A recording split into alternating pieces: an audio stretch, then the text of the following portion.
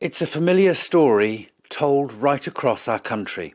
Financially struggling really, cost of everything going up and not being out of work, having a little child as well. They helped me out quite a lot, to be fair. Twice a week, Donna fills up on essentials thanks to Newquay, a charity that offers food and friendship to a growing number of cash-strapped people in Cornwall. Growing not just because of rising costs, but lack of housing. After the pandemic, many landlords decided to evict their tenants and use their properties instead as a holiday let. And with the travel industry in this country in chaos, those properties have certainly been full this summer. But what's happened to the people they've evicted? Harriet Duffy lost her home last year. She struggled to find a place to rent ever since, and she blames the council. It was quite shocking, to be honest, like the little support that you actually get from them.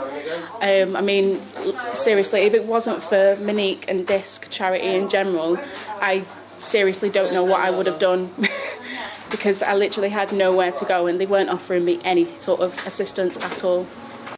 The number of people on the council's waiting list for housing has doubled since the pandemic, now 21,500.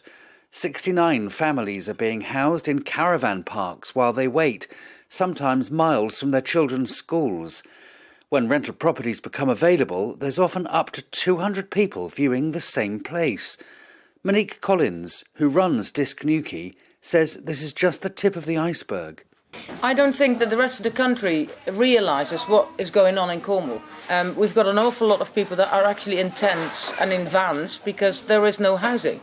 And if you are a worker and you get placed in a hotel room, you end up paying the full cost of that hotel room. So there's absolutely no point in doing that. So what we're seeing is working men living in their cars because obviously they don't want to be spending all their wages on a hotel room.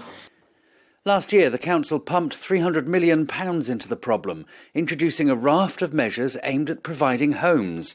814 affordable homes were built in the county last year, the second highest of any local authority in England. But the MP for North Cornwall says more needs to be done. The market at this moment in time doesn't seem to be meeting the needs of people here. So it's right for us as politicians to make that case, as we have with the Minister, to ensure that we get the policies right for people that are living and working in this great environment that we love here. But getting the policies right takes time, and many here feel action is needed now. I think that our government really needs to look at levelling up Cornwall because things the way they are not sustainable for any of the families that live here at the moment. Not sustainable now, even less so come winter. And like it or not, the winter months are just round the corner. Moody, GB News.